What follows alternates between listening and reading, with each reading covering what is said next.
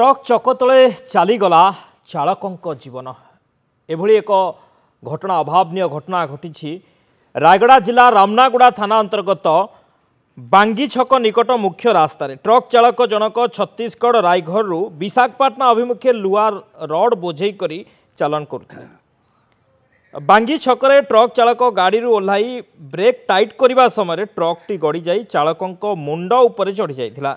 घटनास्थल में ही चालकों मृत्यु घटी घटनास्थल में रामनागुड़ा पुलिस पहुंची शव जबत करी शव व्यवच्छेद पठाई। ट्रक चक तले चलीगला चालकों जीवन एभली अभावनीय घटना घटी रायगड़ा जिला रामनागुड़ा थाना अंतर्गत बांगी छक निकट में मुख्य रास्तार एभली एक अघटन घटी। ट्रक चालक जनक छत्तीसगढ़ रायघर विशाखापाटना अभिमुखे लुहा रड बोझे करी नेउथिले। बांगी छकरे ट्रक चालक गाड़ी ओह्लाई ब्रेक टाइट करुथिले आ एही समय ट्रक टी गड़ी जाइथिला तांको मुंड उपरे चढ़ी जाइथिला।